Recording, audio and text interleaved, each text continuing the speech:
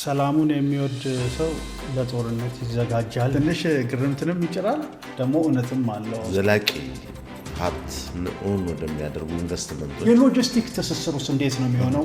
ያመረቱትን ምርት እንዴት ነው የሚያከማቹት? ለገበያስ እንዴት ነው የሚያቀርቡት? ሀብቶቻቸውን እንዴት ያገኛሉ?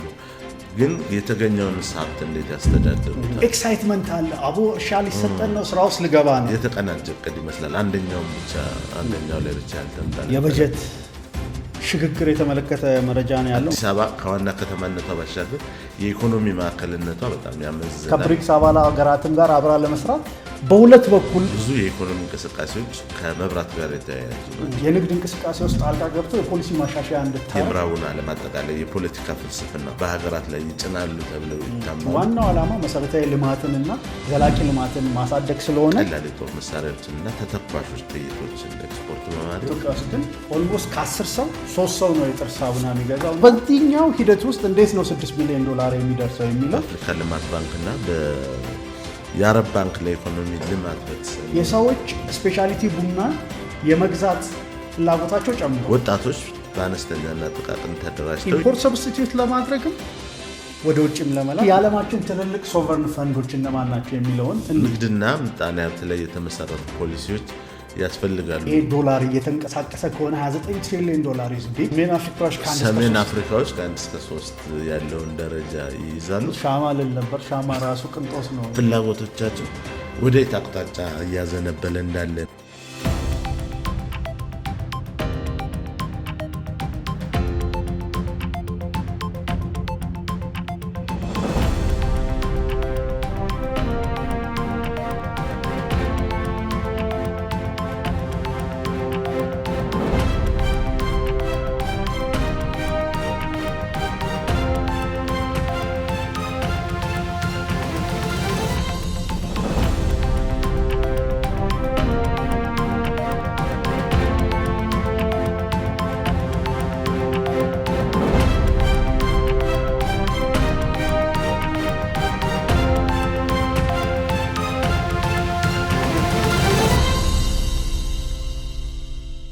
ጤና ይስጥልን ተመልካቾቻችን፣ እንደምሰምታችኋል። ይህ ቅንጣት የቢዝነስ ፖድካስት ነው። ቅንጣት ቢዝነስ ፖድካስት በንግድና ምጣኔ ሀብት ላይ መሰረቱን አድርጎ በመርካቶ ቲቪ በሳምንት 2 ቀን የተዘጋጀ የሚቀርብላችሁ የፕሮግራም ነው። እንደምሰነበት ክሶል እንደሰነበት ካይ እንደምሰነበታችሁ ተመልካቾቻችን። ያው እንግዲህ ዛሬም አዳዲስ ንግድና ምጣኔ ሀብት ወሬዎችን ይዘን ከአድማጮቻችን ጋር ቆይታ ለማድረግ ተገናኝተናል። እውነት ነው። እጅ ላይ ምን አዲስ ነገር አለ? አመሰግናለሁ። እንግዲህ የመጀመሪያው ዜና የአዲስ አበባ ከተማን የበጀት ሽግግር የተመለከተ መረጃ ነው ያለው። እንግዲህ አዲስ አበባ ዘንድሮ ወደ 500 ቢሊዮን የሚገመት በጀት ኦልሬዲ ድራፍት ተደርጓል። ከ2010 እስካሁን ድረስ የከተማው የበጀት እድገትና ምን ላይ ዋለ የሚለውን በተወሰነ መልኩ የሚያትት ዘገባ ነው ይዘን የመጣ ነው። 2010 ላይ የአዲስ አበባ ከተማ አስተዳደር በጀት 30 ቢሊዮን ብር ነበረ እና 2018 የበጀት ዓመት ሲመጣ በ1574% በማደግ ወደ 427 ቢሊዮን ከፍ ብሏል ማለት ነው 2018 ላይ። 2019 ላይ እንግዲህ ድራፍት የሆነውን እንዳየነው ወደ 500 ቢሊዮን አካባቢ መጥቷል። በጣም የሚገርመው ነገር በዚህ የጊዜ ሂደት ውስጥ የከተማ መስተዳደሩ የበጀት ማደግ ብቻ ሳይሆን በጀቱ የሚውልበትም ቦታ ከፍተኛ ልዩነት ፈጥሯል ማለት ነው። ከዚህ በፊት ለኖርማል ለመደበኛ ወጪ የሚወጣው ወጪና ለካፒታል ፕሮጀክት የሚውለው ኦልሞስት 50 በመቶ ነበረ። ነገር ግን አሁን 2018 ላይ የነበረው 71 በመቶ ለካፒታል በጀት ሲሆን ወደ 29 በመቶ ለመሰረታዊ በጀት ለደሞዝ፣ ለተለያዩ ነገሮች ውለዋል ማለት ነው። ይህም እንግዲህ ከተማ ውስጥ ለሚደረጉ የኮሪደር ልማቶች፣ የተለያዩ የሎጂስቲክ ልማቶች፣ ለቴክኖሎጂ ላይ ያዋለ ነው። ይህም ዘላቂ የሆነ የከተማውን እድገት ለማምጣት ከፍተኛ የሆነ የራሱን አስተዋጽኦ አድርጓል። ይህ ብቻ አይደለም። 2019 የበጀት ዓመት ላይ የበጀቱን 100% በራሱ ለመሸፈን ነው ከተማው ያቀደው። እንግዲህ ይህ ነፃነት ከፌዴራል የሚሰጠውን ፈሰስ ሙሉ ለሙሉ አስቀርቶ በራሱ ቤዝ ይህ ማለት የታክስ ተደራሽነቱን እንደ ከተማ በከፍተኛ ሁኔታ አሳክቷል ማለት ነው። ይህም እንግዲህ ሌሎች ክልሎች ከተማ አስተዳደሩ እንግዲህ እንደ ክልል የሚታይ ነው። ኢትዮጵያ ትልቁ የኢኮኖሚ እንቅስቃሴ የሚደረግበት ከተማ እንደሆነ ይታወቃል አዲስ አበባ። እንግዲህ ይህንን ኤክስፒሪየንስ ወደ ሌሎቹም ሰፍቶ አትሊስት የራሳቸውን ውስጣዊ ነገር ከቨር ማድረግ የሚችሉበትን ነገር ልክ ከአዲስ አበባ ተምሮ ማምጣት አለበት። ሶ የአዲስ አበባ መስተዳደር እንግዲህ 2010 ላይ ከነበረው ለምሳሌ 30 ቢሊዮን ውስጥ ወደ 53.18% ነው ለካፒታል በጀት የዋለ ወደ 21 ቢሊዮን ብር ኦልሞስት ወደ 46.82% ለመደበኛ ወጪ የዋለ ነበረ። አሁን ላይ እንግዲህ ቅድም እንዳለው 79-21 ነው የሚታይ ከተማ ውስጥ የምናየው ኢንፍራስትራክቸር፣ የመሰረተ ልማት፣ የውሃ ተፋሰሶች፣ የወንዝ ልማት ስራዎች የሚሰሩት እንግዲህ የፕራዮሪቲ የተሰጠው በቅድ እየተመራ መሆኑን የሚያሳይ ነውና የከተማዋ ሽግግር በራሷ ፋይናንሻሊ ራሷን መቻሏ እንደውም በጀቷን ለሞር ለካፒታል ማዋሉ ትልቅ ልምድ የሚወሰድበትና አበረታች ሆኖ አግኝተነዋል። ኃይል እንግዲህ ጥሩ መረጃ ነው ስል እንዳልከው ከተማ አስተዳደር የሚሆኑ መንግስታት ከፍተኛ በጀት ለስራ ማስኬጃ ወጪ የሚመድቡ ከሆነ ወረታቸውን እንደሚበሉ ነጋዴዎች ነው የሚቆጠሩት። ስለዚህ ከፍተኛው የበጀት ድርሻ ወደ ካፒታል ወይም ደግሞ ዘላቂ ሀብት ኦን ወደሚያደርጉ ኢንቨስትመንቶች መሸጋገሩ ከፍተኛ የሆነ የመዋቅር ለውጥ ነው ማለት ይቻላል። ከዚህ በተጨማሪ እንግዲህ ደግሞ ከተማ አስተዳደሩ በጀቱን ሙሉ ለሙሉ ከከተማዋ ገቢ ለመሸፈን መቻሉም ራሱ ሌላ እድገት ነው ማለት ወይም ሌላ ለውጥ ነው ማለት ይቻላል።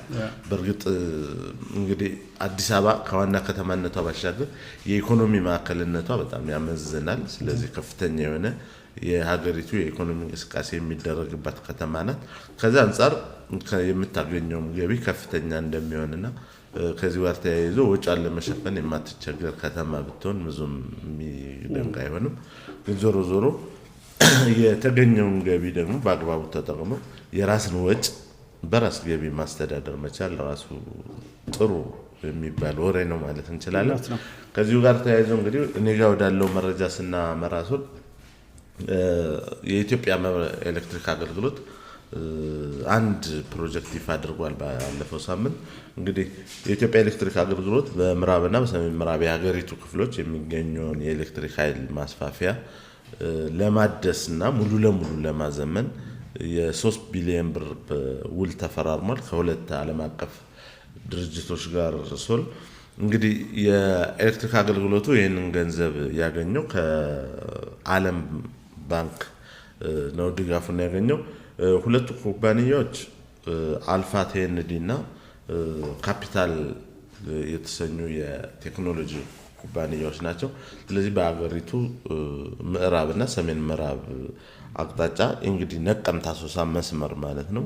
በዚያ አካባቢ ያለውን መስመር ሙሉ ለሙሉ ለማደስና ዘመናዊ ለማድረግ ነው ይህንን ውል የተፈራረመው። እንግዲህ በዋናነት ብዙ የኢኮኖሚ እንቅስቃሴዎች ከመብራት ጋር የተያያዙ ናቸው፣ ከኃይል አቅርቦት ጋር የተያያዙ ናቸው። እርሻም በተወሰነ መልኩ ኢንዱስትሪዎች፣ ከተማ ላይ ያሉ አገልግሎቶች ከፍተኛ የመብራት ወይም የኃይል ግብዓትን ይጠቀማሉ። ስለዚህ በዚህ አካባቢ ያለውን አጠቃላይ የማስተላለፊያ መስመር ማዘመንና ማደስ አጠቃላይ ለአካባቢውና ለሀገሪቱ የኢኮኖሚ እንቅስቃሴ ወሳኝ ድርሻ ይኖረዋል ብለን መጠቆም እንችላለን። በአጠቃላይ ሀገሪቱ ውስጥ በኋላ ቀር የኃይል ማስተላለፍ ስርዓት ምክንያት 38% የሚሆነው የኤሌክትሪክ ኃይል በአማካይ 38% የሆነው ኃይል ይባክናል ነው የሚሉት መረጃዎች። 40% እንደማለት ነው። ኦልሞስት ወደ 40% የሚጠጋው ኃይል ማለት ነው። በተለይ በዲስትሪቢዩሽን ኔትወርክ ሎስ በሚባሉ በመንገድ በማስተላለፊያ በቆጣሪዎችና በማስተላለፊያ መስመሮች ብክነት ምክንያት 22% ኃይል ይባክናል። በመስመሮች ላይ ደግሞ እንደገና መስመሮች በኤሌክትሪክ ኬብሎች ላይ ባለ በተለያዩ ችግሮች ደግሞ ወደ 6% የሚሆነው ኃይል ይባክናል። ከዛ ባሻገር 10% የሚሆነው ደግሞ በህገወጥ መልኩ ቆጣሪዎች ላይ የማዛባት ስራ በሚሰሩ ግለሰቦችና ተቋማት ምክንያት ገቢ ሳይሰበሰብ የሚቀር ኃይል አለ ሀገሪቱ ውስጥ። ስለዚህ እንግዲህ የ38% ኃይል የተወሰነ ጥቅም ላይ ሳይውል ወይም ገቢ ሳይሰበሰብበት የሚቀር ኃይል ነው ማለት ነው። ስለዚህ በሀገሪቱ በአጠቃላይ መሰል ፕሮጀክቶች በጣም ከፍተኛ ፋይዳ እንዳላቸውና ሊስፋፉ የሚገባቸው ፕሮጀክቶች መሆናቸውን የሚጠቁም መረጃ ነው። ስለዚህ በምዕራብና በሀገሪቱ ሰሜን ምዕራብ ላይ የሚተገበረው ፕሮጀክት እንግዲህ ይህንን የኃይል ብክነት ይህንን የኃይል ሎስ ከመታደግ አንጻር ከፍተኛ የሆነ ሚና ይኖረዋል ማለት ነው። አጠቃላይ ዴፊኒትሊ እንግዲህ ይሄ ሁሉ ኃይል እንግዲህ ለማመንጨት የካፒታል ኢንቨስትመንት ይጠይቃል። የተለያዩ የኃይል ማመንጫዎች አሉ። ግን አዘ ኤንድ የሚፈለግበት ቦታ ላይ በዚህ ምክንያት አለመድረሱ በጣም ብዙ ኢትዮጵያውያን ስቲል በኩራዝ ውስጥ ነው ያሉት። ሻማ ልል ነበር። ሻማ ራሱ ቅንጦስ ነው ለሞስት ለኢትዮጵያ ገጠራማ ስፍራዎች ማለት ነው። መሰል ኃይሎችን ለጥቅም እንዲውሉ ማድረግ አይ ቲንክ ትልቅ ትኩረት የሚሰጠው ነው። የሚበረታታ ስራ ነው የኢትዮጵያ ኤሌክትሪክ ኃይል እያደረገ ያለው ላለ። ኦኬ፣ በዚሁ እንግዲህ እኔ ወደ ያስኩት ዜና ስንመጣ እንግዲህ ባሳለፍነው ሳምንት የሚኒስትሮች ምክር ቤት የኤንዲ የኒው ዴቨሎፕመንት ባንክ ማለት ነው የኒው ዴቨሎፕመንት ባንክ አባል ለመሆን ረቂቅ አዋጁን ወደ ህዝብ ተወካዮች ምክር ቤት መርቶታል። እንደሚታወቀው ኢትዮጵያ በ2014 ነው እንግዲህ የብሪክስ አባል የሆነችው። ከዛ ጊዜ ጀምሮ የተለያዩ ድርድሮች ተደርጓል። የባንኩ ኦፊሻል አባል አልሆነችም። እንግዲህ አሁን ይሄ ደብዳቤ በህዝብ ተወካዮች ምክር ቤት አፕሩቭ ሲሆን ኖርማሊ የኒው ዴቨሎፕመንት ባንክ የሚባለው ኒው ዴቨሎፕመንት ባንክ እንግዲህ ተመልካቾቻችን የብሪክስ አባል ሀገራት ያቋቋሙት ባንክ ነው። ከዚህ በፊት አይኤምኤፍ እና ወርልድ ባንክ እንደሚሰሩት ለዓለም ሀገራት ይሄ የብሪክስ አባል ሀገራት ያቋቋሙት ባንክ ነው። ይህ ባንክ እንግዲህ በ100 ቢሊዮን ዶላር የተከፈለ ካፒታል ነው የተጀመረው። በሻንጋይ ቻይና ውስጥ ነው ዋና መስሪያ ቤቱን ያደረገው። እንግዲህ በብራዚል፣ ራሽያ፣ ህንድ፣ ቻይና እና ደቡብ አፍሪካ አማካኝነት የተመሰረተ ነው። እስካሁን ከአፍሪካ ሀገር ውስጥ እንግዲህ ደቡብ አፍሪካ መስራቿ ነች። ግብፅ፣ አልጄሪያ ሶስቱ የአፍሪካ ሀገሮች የዚህ ባንክ አባል ሲሆኑ አሁን ኢትዮጵያ እንግዲህ ይሄ ነገር ኦፊሻሊ በህዝብ ተወካዮች ምክር ቤት ሲጸድቅ አራተኛው አባል ሀገር ትሆናለች ተብሎ ይጠበቃል። እንግዲህ ኢትዮጵያ የሚገርም የዛን ቀን የሚኒስትሮች ምክር ቤት ይህንን ደብዳቤ ወደ ህዝብ ተወካዮች ምክር ቤት ሲመራ ሌላው የ637 ሚሊዮን ዶላር ብድር ከወርልድ ባንክ ጋር ተፈራርሟል ማለት ነው። ይህ እንግዲህ 637.5 ኤስዲአር ስፔሻል ድሮይንግ ራይት ነው የሚባለው ራይት ነው።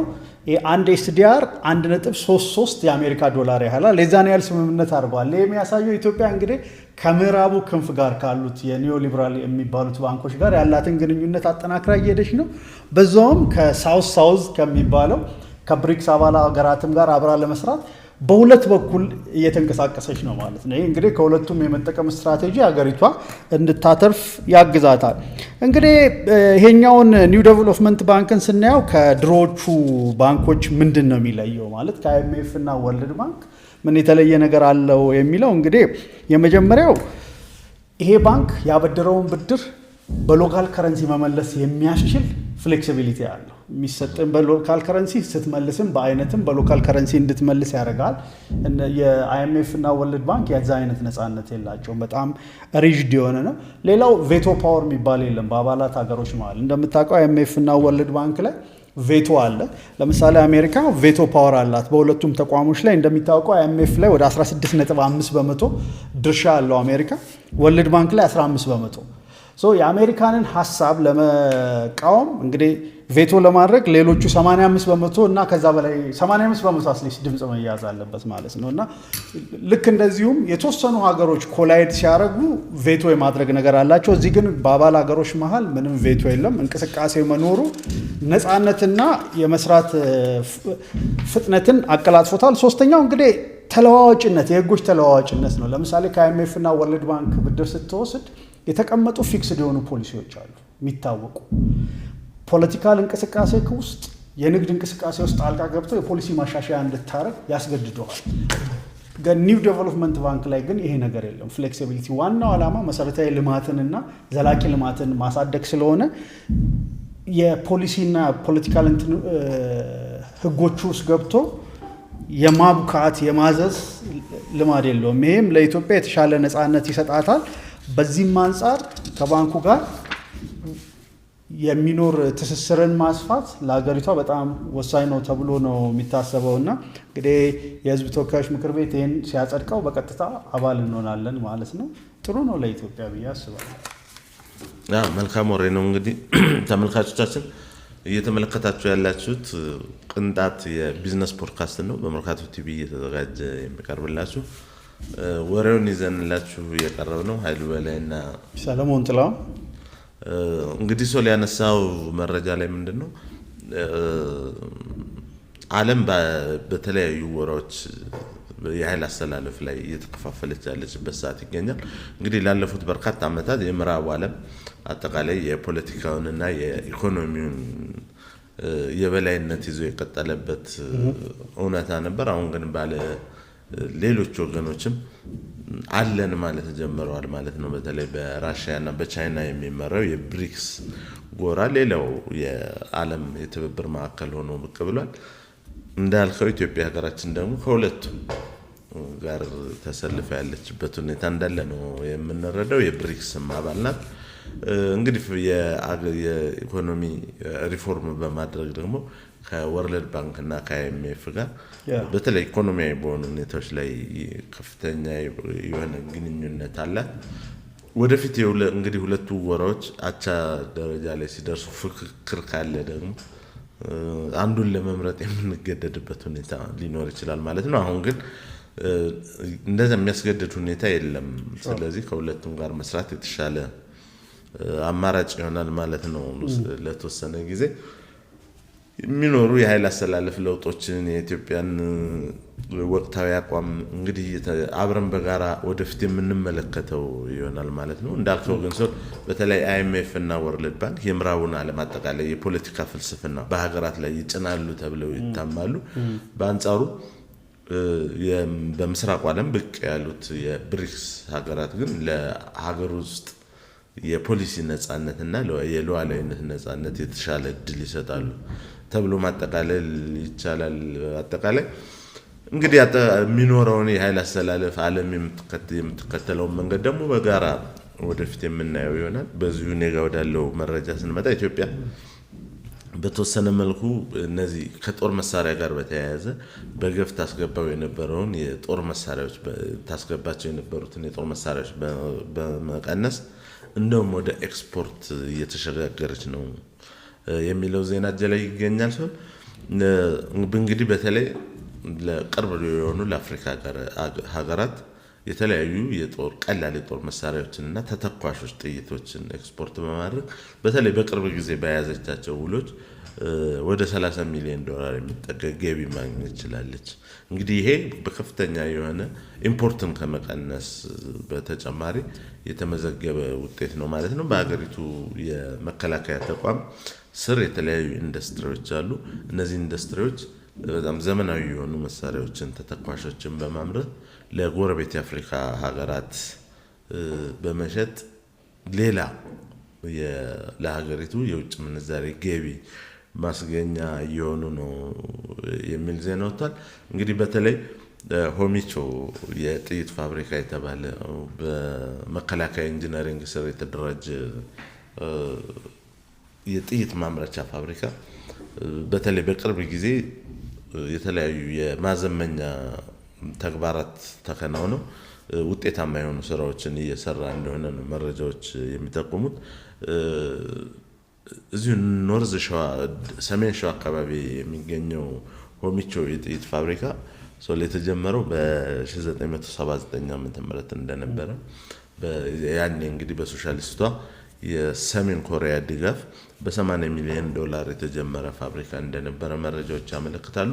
በተለያዩ ወቅቶች ማሻሻያዎች ሲደረጉለት ነበር። በተለይ በ2025 እንደ አውሮፓውያኑ አቆጣጠር መንግስት ተጨማሪ $310 ሚሊዮን ወጪ አድርጎበት አሁን በጣም የተሻሻሉና ውጤታማ የሆኑ የክላሽንኮቭን ጨምሮ የተለያዩ መካከለኛና የከባድ መሳሪያ ተተኳሾችን በማምረት ለተለያዩ የአፍሪካ ሀገሮች ኤክስፖርት እያደረገ እንዳለ ነው። እንግዲህ የሀገሪቱን የውስጥ ፍላጎት ከመሸፈን በተጨማሪ እንግዲህ አጠቃላይ ለኢንዱስትሪ ሽግግር የሀገሪቱን የውጭ ምንዛሬ ከመቆጠብና ተጨማሪ የውጭ ምንዛሬ ከማስገኘት ባለፈ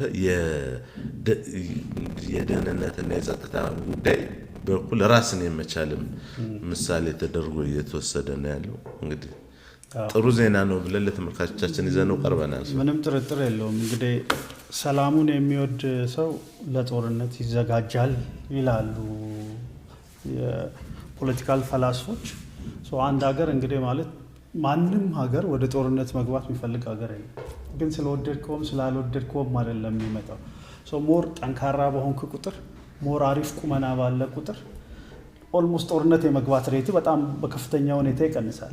ለዚህ ነው እኮ ብዙ ጊዜ ጸብ ውስጥ የሚገቡት ቀጫጫ ሰዎች ናቸው። ሰውነት ከሚገነቡ ቦዲ ቢልደርስ ጸብ የመምጣት ሬቱን ኦልሞስት 90% እዛው ነው የሚቀንሰው። ይህንን ሰውዬ በገጥመውማ አፈር ከድሜ ይገባሉ የሚል ግምት ስላለ ሀገራትን በዛው ሌቭል የሚሊተሪ አቅማቸው ስትሮንግ በሆነ ቁጥር ሀገር ውስጥ ያለም ጦርነት ከውጭም የሚመጣን ጦርነት ይቀንሳሉ። ስለዚህ ከፍተኛ ዝግጁነት ማድረግ ተገቢ ነው። እንግዲህ እንዳየነው የጦር መሳሪያ ግዢ ኢትዮጵያን ከፍተኛ ብር ሲያስወጣት እንደነበር ዳታዎች አይተናል።